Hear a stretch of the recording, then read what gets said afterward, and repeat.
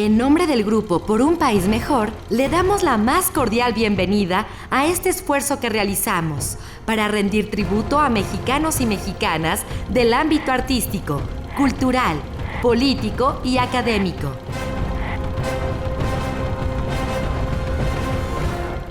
Nos encontramos con el maestro Manuel Felgueres, espléndido pintor y escultor mexicano de fama internacional. Maestro, ¿cómo está usted?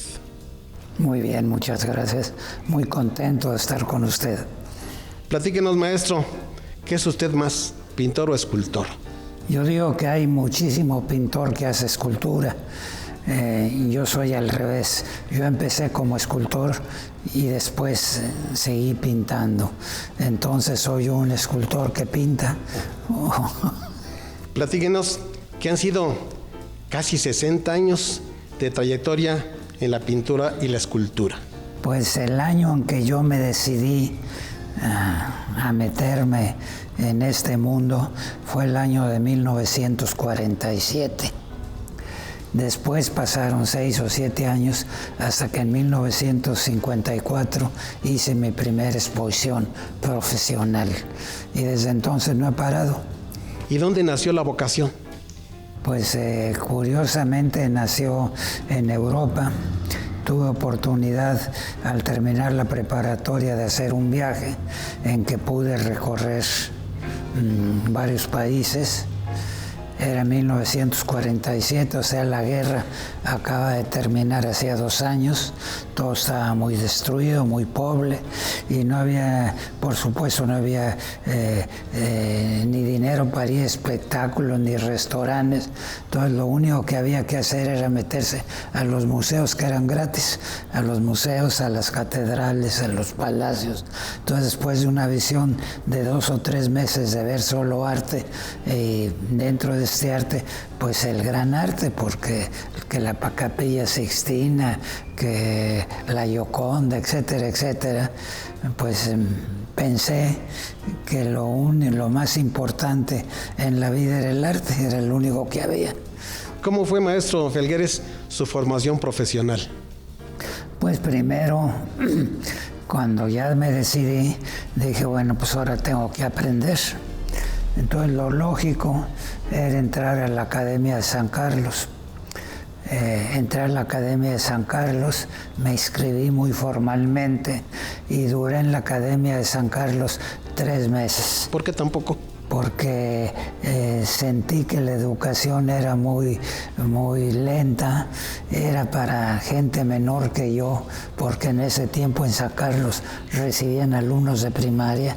Yo venía de Europa, muy presumido que había visto el gran arte y la educación se me hizo sumamente elemental. ¿Se le hizo chiquito San Carlos? Sí, dije, me regreso a Europa. Platíquenos cómo le fue en París. En París, fui a dar, por circunstancias de vida largas de contar, fui a dar con un escultor que se llamó Osip Zadkine, uno de los 3 más importantes escultores cubistas, y con un taller con muy pocos alumnos, muy difícil de entrar, pero un poco en la mexicana conocía yo a alguien y me recomendó y fui a dar ese taller. Y ese fue como mi gran maestro, es decir, aprendí escultura y aprendí escultura dentro del mundo del cubismo. El cubismo que era, bueno, tomar la figura humana y deformarla, a reducirla a un juego de planos con cavidades y convexidades. Entonces este juego geométrico de reducir la figura humana a un elemento geométrico fue mi inicio. ¿Por qué le gusta a usted tanto la geometría para pintar y para la escultura? Porque creo que la geometría, desde luego que es una de las partes de la matemática, pero es la forma de la matemática. Y estas formas siempre precisas, siempre calculadas, forman todo lo que es la naturaleza. Todo el mundo sabemos que la combinatoria de círculo, cuadrado y triángulo es una combinatoria que ha creado el universo. todo se puede reducir a una combinatoria de estos tres elementos, desde la geometría más matemática de cálculo preciso hasta la geometría que existe en la naturaleza. La naturaleza también, al analizarla, también se ve que todo está construido a base de esa combinatoria de esos tres elementos. ¿Qué respuesta ha recibido del público de esa técnica en base a la geometría? Pues uno cuando empieza en cero, pero parte de la profesión es construir objetos, pinturas, esculturas, etc. Y otra parte muy importante de la profesión es la comunicación con el público, porque el arte es comunicación y si no comunica no existe. Existe cuando uno logra hacer un objeto que al que lo ve le produzca un placer llamado estético. Cuando se da ese fenómeno, la obra se puede decir que pertenece al mundo del arte. Si no se da, si no hay comunicación, no existe. Vamos a un corte, maestro, y regresamos. Es el maestro Manuel Felgueres, espléndido pintor y escultor mexicano.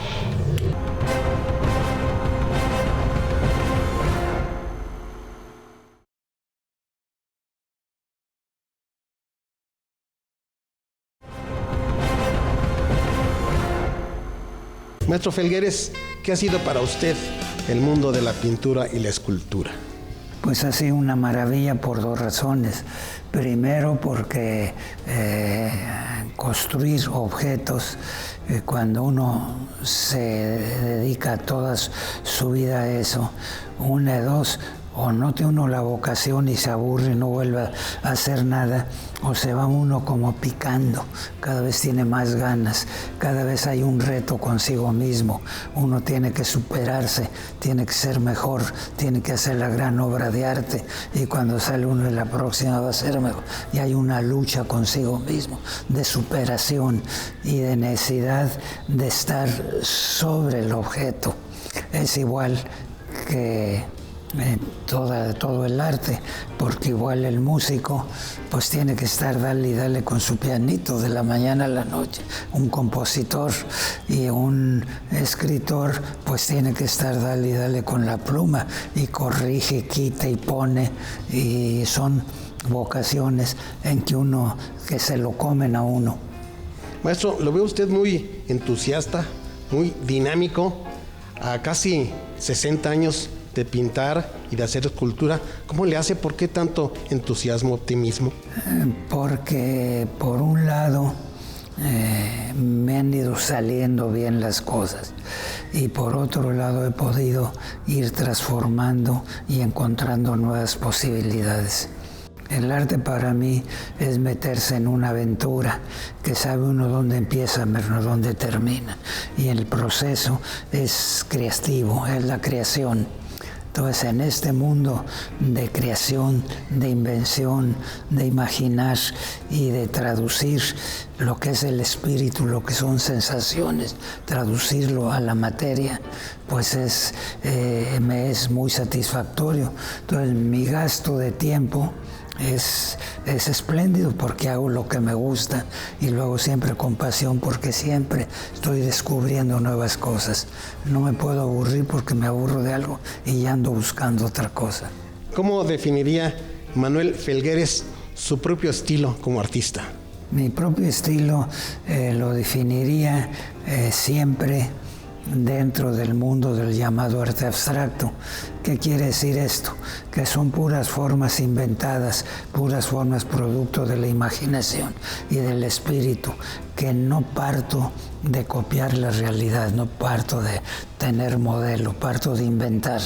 Entonces, esta invención dentro del mundo de lo abstracto, yo cuando estoy pintando hago una mancha y de repente me le quedo y digo, uy, parece un gatito, rápido a quitarle los ojos, que no quede nada que recuerde la realidad. O sea, parte usted de lo que no existe. De lo que no existe y que quiero yo que exista por mi voluntad. Es el reto.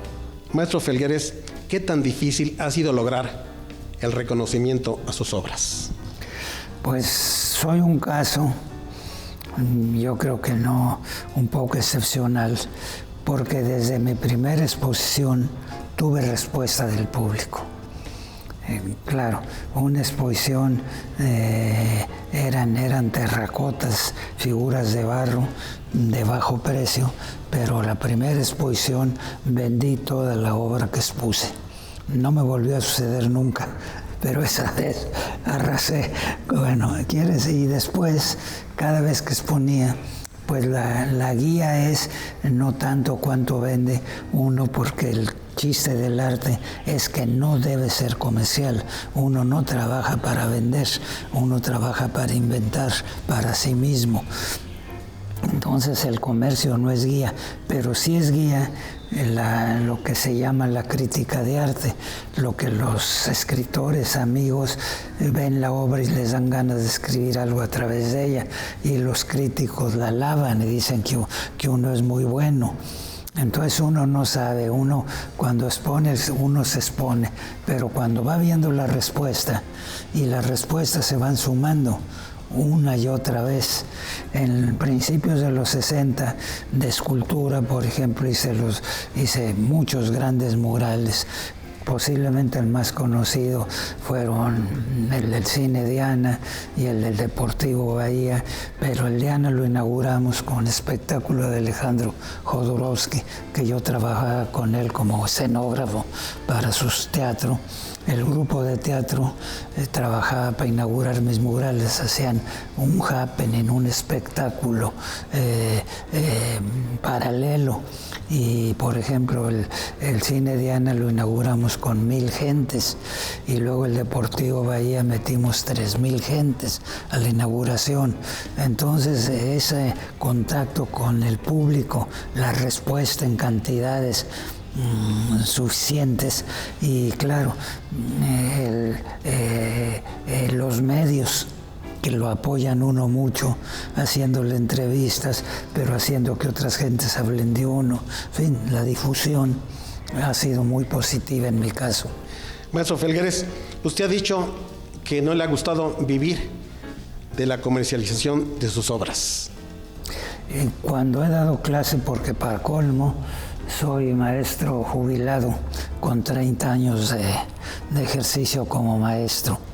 Y pues a veces llega un alumno, o sea, tráete una tela de 1 metro por 1 metro porque vamos a hacer un cuadro. O sea, maestro, no tengo dinero. Le decía yo, pues trabaja. Entonces yo siempre gané mi vida de trabajos paralelos, es decir, hice todo tipo de trabajos, desde manejar camiones, repartir niños, trabajar en fábricas, todo. Y luego, cuando ya fui maestro, pues viví de la docencia, y luego fui investigador de la universidad, y viví de la investigación. Luego el CONACULTA creó el sistema de creadores eméritos y me hizo creador emérito y me dio una beca. Luego me jubilé del ISSSTE y me dieron una pensión. Entonces nunca he dependido de beber del arte, de vivir del arte. Siempre que he vendido es un placer que implica una fiesta, un viaje, gastárselo. Es un placer gastarme lo que saco del arte, pero no vivir del arte. Bueno, pero sus obras son muy cotizadas, maestro. Pues cada vez más, pero uno cuando empieza son años en que no hay forma de que se coticen y que tienen un precio bajísimo. ¿La más cara? Pues digamos, es difícil decir, porque por ejemplo si hago un mural o hago una escultura como la de Avenida Juárez, pues cuestan 6, 7, 8, 10 millones de pesos. No me los gano yo, cuestan. Yo llevo un porcentaje, claro, pero no un cuadro, pues depende del tamaño. Hay desde la gráfica que vale 500 o 1,000 pesos hasta el cuadro que vale 20,000, 30,000, 40,000, según el tamaño. Vamos a otros mensajes. Cada vez que quieras. Sí. Estamos con el maestro Manuel Felgueres, espléndido artista mexicano.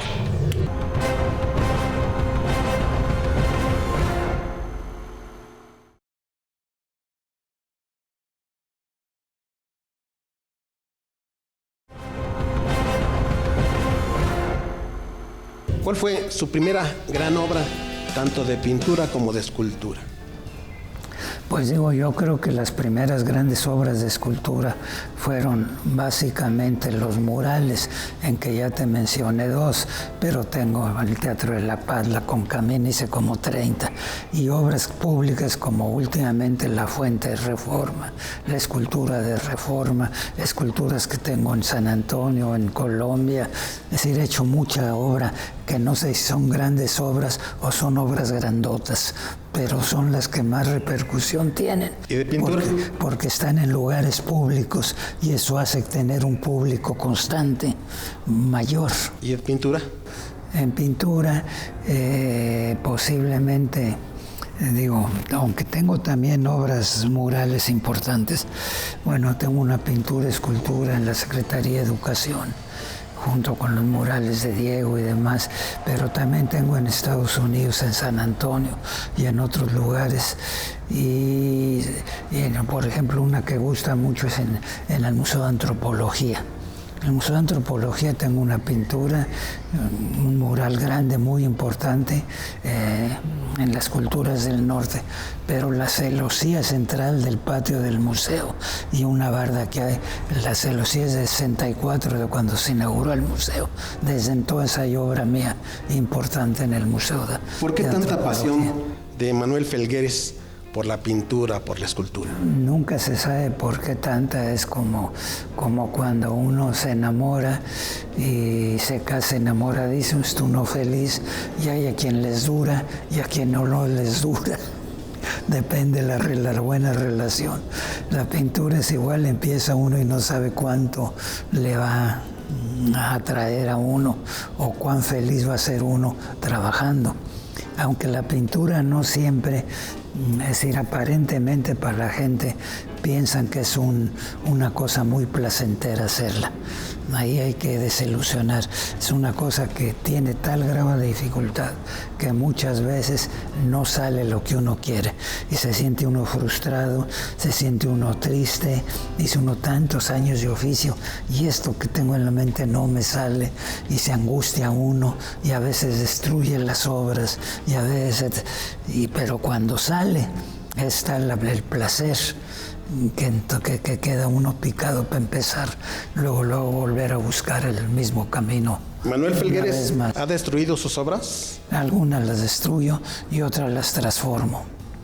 Digo, no es que me dedique a destruir, pero también es un poco como en las películas los escritores escriben y agarran el papel y lo arrugan y lo tiran y vuelven a empezar. Bueno, aquí no puede uno arrugar el cuadro, pero sí puede uno borrarlo. Muchas veces lo que uno pone está fresco y se puede borrar y vuelve uno a empezar y vuelve uno a empezar hasta que sale algo, y entonces sí, y hay veces que por más que pone uno el cuadro no sale y no tiene sentido ni enseñarlo, hay que destruirlo. Nuestro recordado y admirado Octavio Paz decía que usted creó un nuevo muralismo donde la pintura se une a la escultura. Se refiere exactamente a la época de los años 60, que en 10 años hice 30 murales. Los murales, que ya hablé del Cine Diana, tiene 30 metros de largo, el del Deportivo Bahía tenía 100 metros de largo, por 5 de alto, por 6 de alto. Entonces hice obras monumentales en lugares públicos y esos murales son totalmente abstractos. Cuando yo empecé a hacer esto, todavía estaba vivo el muralismo de escuela mexicana, con el sentido de arte social, educativo, con mensaje.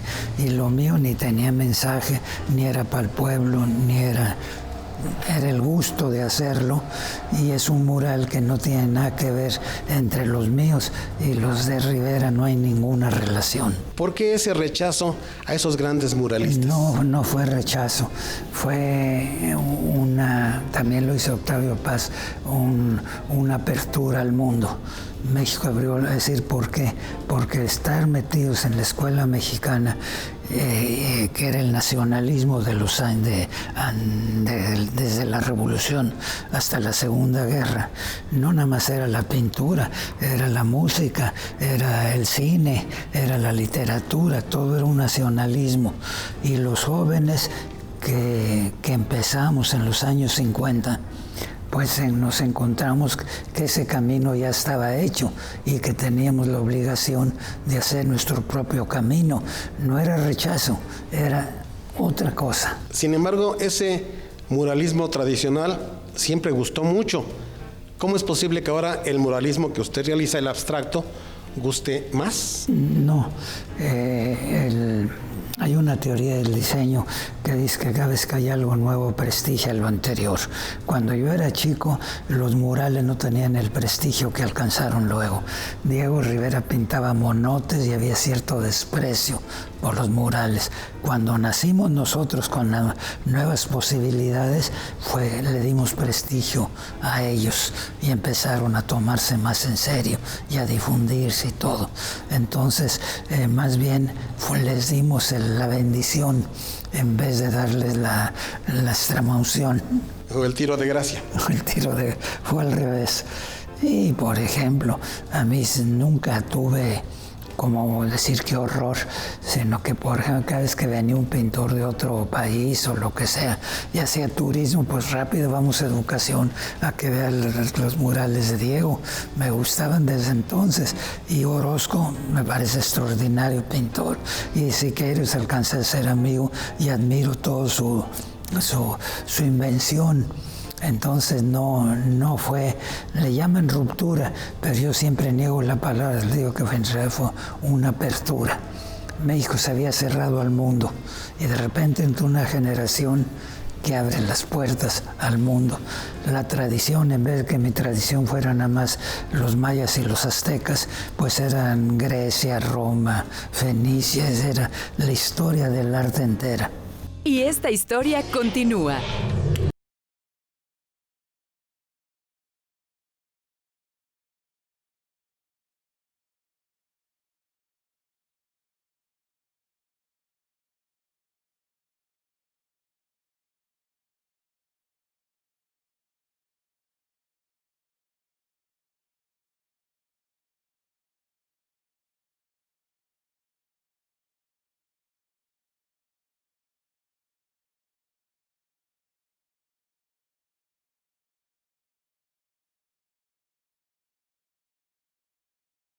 Yo nací en una hacienda, San Agustín del Vergel, municipio de Valparaíso, Zacatecas. Y al nacer en la hacienda, pues llegué a tener mi caballo. Me subían a jugar en el campo, a comer jitomates, a cortar tunas. Me gustaba el mundo del campo. Por supuesto, la zona en que estoy era zona de toros bravos, entonces me gustaba empezar un chiquitito a llevar a los toros. Una vez me pusieron a torear una vaquita que me cornó. Mi padre sacó la pistola y la mató para hacerme el quite. Maestro Felgueres, ¿usted considera que el arte se ha contaminado con la comercialización? Bueno, creo que la comercialización es uno de los grandes males de la cultura contemporánea. De todo hay que hacer comercio. Hasta de un emigrante, pues significa comercio. Le buscan por dónde sacar dinero a lo que sea. Cuando el fin del arte es sacar dinero, el que lo hace está perdido porque ni va a conseguir el dinero y además se echa a perder. No puede ser creativo cuando está tratando de trabajar para el mercado. El que paga manda. Cuando uno se vende, se vendió y deja de ser suficientemente creativo. Es decir, no es crítica al dinero ni a la venta. Qué bueno cuando un pintor puede vivir de su obra porque puede dedicar más tiempo a ella, cuando no tiene uno que andar completándose por donde pueda, ¿no? Y cuando salen los grandes precios, las grandes subastas, y que un Van Gogh ya se vendió en $400 millones, ahí me da gusto. Digo, qué bueno que también por otro lado, si por un lado hace mal, como decir, matando la creatividad, cuando el arte que ya está hecho sube, es un reconocimiento que hace que tenga más público, que la gente lo vea más, que la gente lo admire más. Entonces tiene la ambivalencia, depende a qué nivel. Maestro, ¿usted ganó mucho dinero con el arte? No, ya te dije que me dediqué mucho tiempo, procuré no ganar mucho dinero. Y todavía,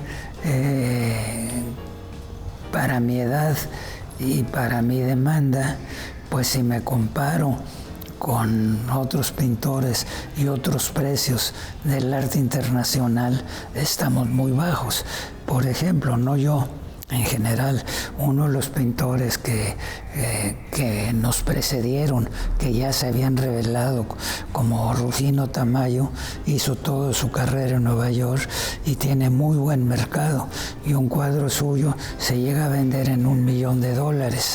Pero si lo comparas con los pintores americanos como Polo, Klein de Kooning, esos un cuadro similar de tamaño se venden 20 millones y hasta en $40 millones. Entonces todo el arte latinoamericano económicamente somos de segunda división en los grandes mercados. Platíquenos, maestro, ¿qué siente usted cuando está realizando alguna pintura, alguna escultura? ¿Cuál es lo que siente por dentro? Lo que siento por dentro. Mira, pintar un cuadro a veces lleva, digamos, un mes, por decir, por no una fecha. Si durante un mes estoy pintando 7, 8 horas diarias, en ese mes pasan muchas cosas. Por ejemplo, se te muere un pariente, te enfermas, tienes enfermos, todo el tiempo estás viviendo. Cuando estás poniendo un cuadro, lo que estás transmitiendo en el cuadro es tu vida misma, porque si te tardaste un mes en estar pegado, metiste todo tu sentimiento en eso, inevitablemente que cuando estás deprimido, cuando estás eufórico, tiene que ver, y la pintura mismo te vuelve más eufórico o más depresivo, según la relación. Entonces, no creo en eso que es la inspiración. La inspiración existiría si me viene la inspiración y en 3 horas hago un cuadro muy inspirado. Nunca ha sido mi caso. Yo los trabajo y los pienso y meto en el cuadro toda mi teoría, todo lo que conozco de teoría del color, de composición, de estructura, al mismo tiempo que todo mi sentimiento. Un color, hay reglas de color. Tú sabes que el color, como ya te dije, con la forma que era una combinación de 3 elementos geométricos, también sabemos todos que todo el color es la combinatoria de 3, del amarillo, el azul y el rojo. Y con esos 3 se hacen todos los colores del mundo. Entonces, yo creo que tiene algo hasta de religioso. Dios son 3, los colores son 3, las formas son 3. Hay este mundo de combinatoria que rige, y pues estás metido en un universo en que gozas lo mismo el macrouniverso que el microuniverso. ¿Esto quiere decir, maestro Felgueres, que sus obras son el producto de sus vivencias? Son el producto de mi vida. Si yo pudiera poner todo lo que he hecho, que te digo hacia ojo, los que serán cerca de 2,000 cuadros y 1,000 esculturas y 1,000 gráficas, lo pusiera todo, nunca habrá un local que aguante la obra de un pintor, de todo lo que ha hecho en su vida.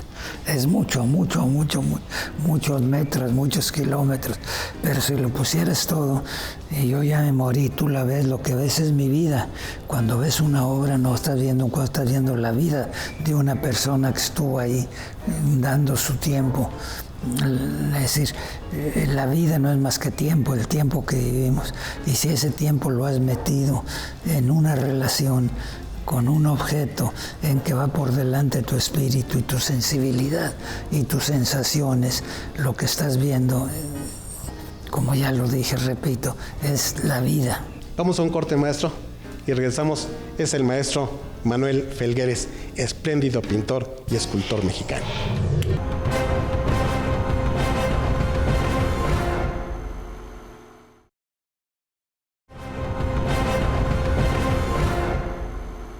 Platíquenos, maestro, de su paso por las aulas universitarias como catedrático. Pues ahí, la primera vez que me acerqué a la docencia fue el año de 1956.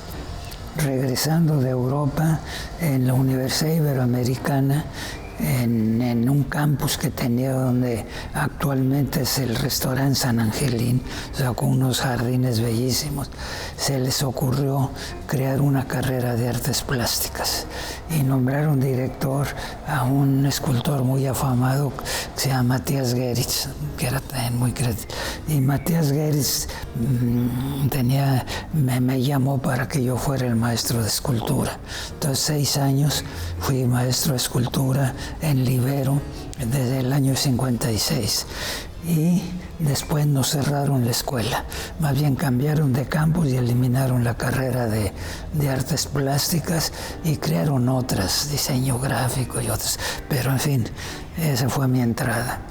Ahí pues sí tengo anécdota.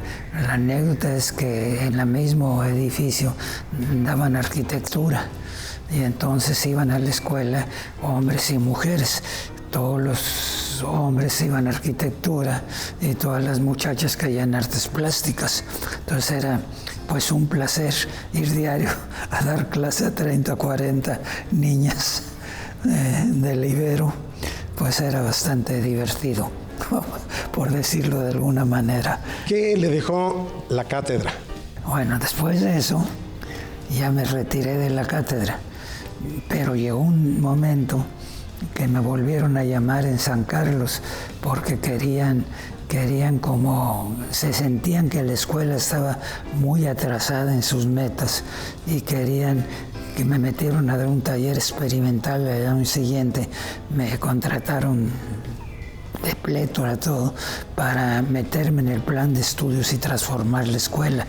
Se llamaba de artes plásticas, cuando yo salía se llamaba de artes visuales, se pedía secundaria, ya se exigía preparatoria. Es decir, le dimos y metimos materias muy raras para artes plásticas, como cibernética y otras cosas que estaban más dentro del mundo actual. La institución San Carlos, que usted años antes había rechazado. Sí, bueno, allí en San Carlos estaba yo muy metido dando clases todo el día y trabajando esto. Aquí vengo otra anécdota buena. Un día con otros 2 maestros al Consejo Técnico le pedimos permiso para investigar porque dábamos 36 horas a la semana de clase. Entonces pedimos 10 horas para investigar. Y el Consejo Técnico nos las concedió a 3. Al día siguiente llegué a San Carlos y estaba lleno de mantas. La más grande decía, maestros investigadores, maestros aviadores. Y nos pusieron una de mantas y todo, porque eran 70 profesores y como a 3 nos habían dado permiso de investigar, se pusieron furiosos y armaron una protesta con muy buenas consecuencias. La universidad estaba de director de la Coordinación de Humanidades, un poeta, Rubén Bonifaz Nuño, que acaba de morir. Nos mandó llamar a los 3 y nos dijo, una escuela universitaria que rechaza la investigación no merece ser universitaria. Desde mañana se vienen aquí a la coordinación y van a tener nombramiento de investigadores de tiempo completo. Entonces ahí va a dar la investigación. Y en la investigación, no sé si me da tiempo, ya va a ser Bueno, al corte. Se me ocurrió investigar porque era 73, cuando empezaban un poco las computadoras a tener auge. Todavía no había pantallas en México. Me metí a investigar la posibilidad del uso de la computadora en las artes visuales como instrumento, no para producir. Y una investigación que me duró 5 años, acabé con beca Guggenheim en Harvard, acabé haciendo un libro y acabé pudiendo producir la idea de un nuevo cuadro o una nueva escultura a la velocidad de apretar un botón y que me salga el cuadro solo mío, pero que yo puedo hacer en 11 segundos. Entonces eso era como ya escribí mi librito y cerré la computadora, pero tengo esa experiencia dentro del mundo del arte y la ciencia. Entonces, ¿cuántos años en total como maestro, como catedrático? 30. ¿Jubilado actualmente? Jubilado hace como 10 o 15 años que no. ¿Qué le dejó el aula? Mira, me encantaba enseñar. El efecto de las ganas de retirarme es que me gustaba tanto que me quitaba demasiado tiempo. Me gustaba enseñar y me gustaba la relación con los alumnos. Y me gustaba tanto que te digo que estaba yo dando 8 horas y aparte el consejo técnico, aparte me quitaba mucho tiempo de mi propia obra.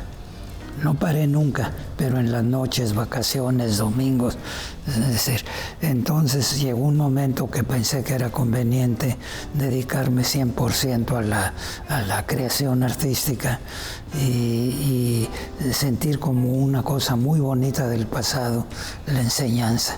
Pero para enseñar, todo el tiempo tiene que estar leyendo teoría, todo el tiempo tiene que estar comunicando.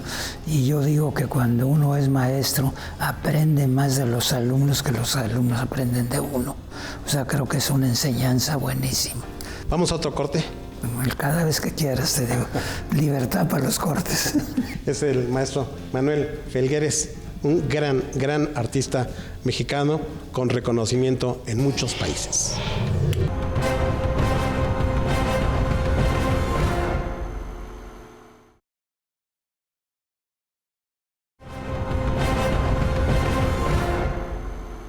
Maestro Felgueres, ¿se da suficiente apoyo a las artes en México?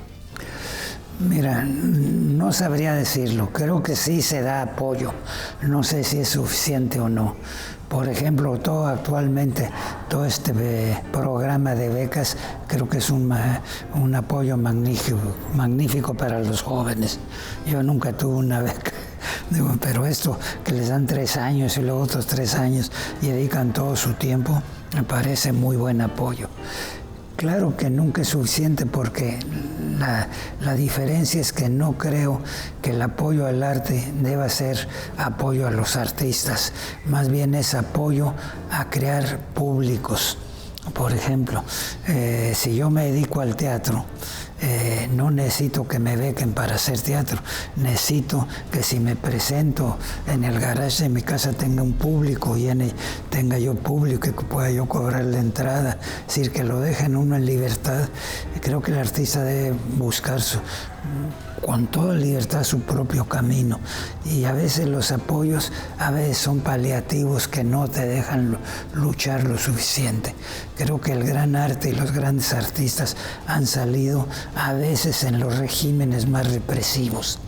A veces está Hitler en el poder y en el Bauhaus están Klee, Kandinsky y grandes artistas.